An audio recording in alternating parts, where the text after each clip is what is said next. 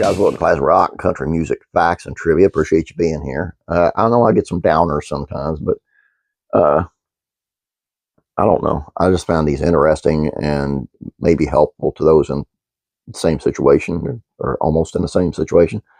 But here's some country music stars that actually overdosed on drugs and alcohol. And we're going to start, as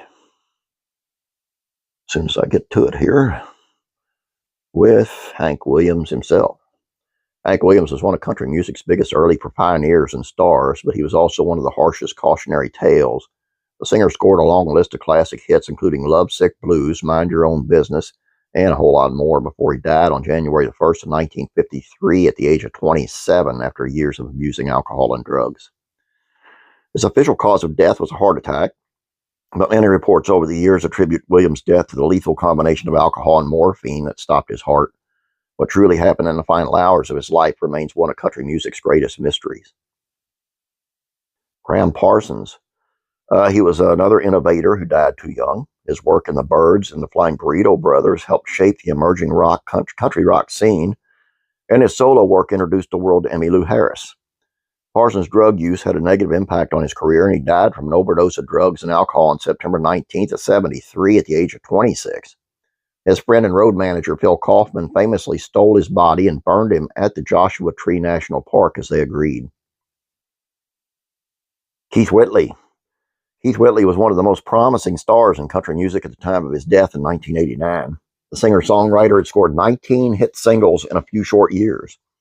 The news of Whitley's death on May 9th of 89 rocked the country world, especially when the cause of death was discovered to be an alcohol dependency, which was an open secret in the business. He had reportedly spent the weekend partying and was then found at home fully clothed, face down, dead from alcohol poisoning.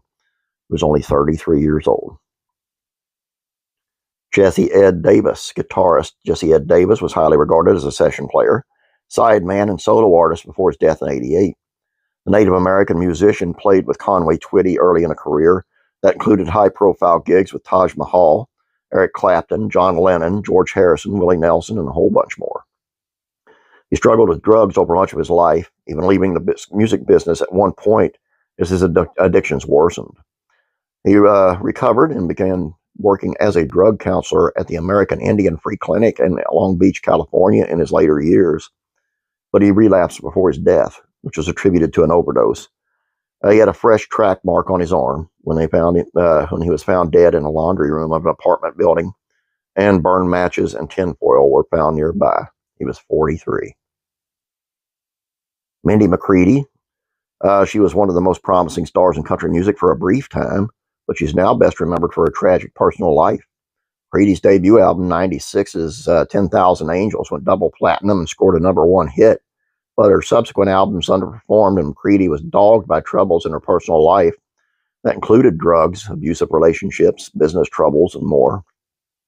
She was hospitalized twice in 2005 after attempting suicide by overdosing on drugs, but she survived both times. She appeared on Celebrity Rehab in 2009 in an attempt to get clean and sober. However, her personal troubles continued, and McCready ultimately died by a self-inflicted gunshot wound in February of 2013. She was 37 years old.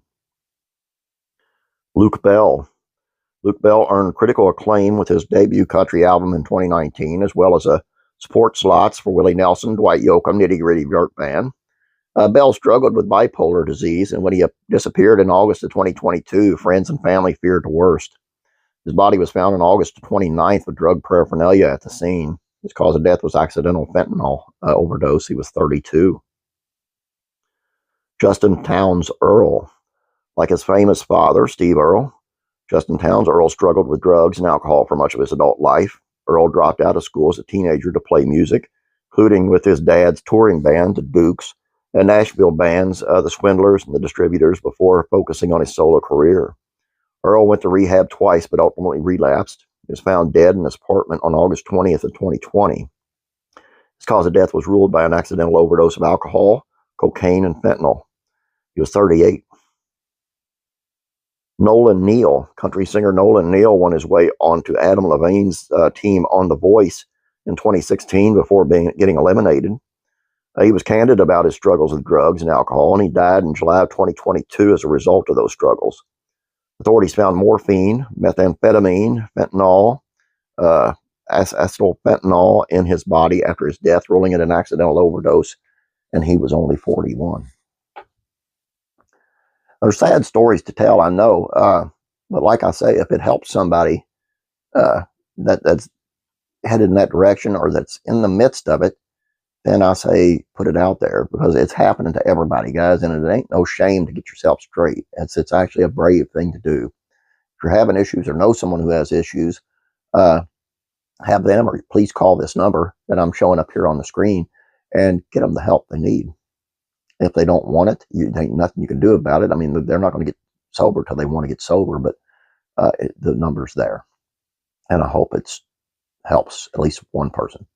All I got for you guys, please subscribe to this if you have not yet. Please like this video. You guys have a great day. God bless you. And I'm praying for you.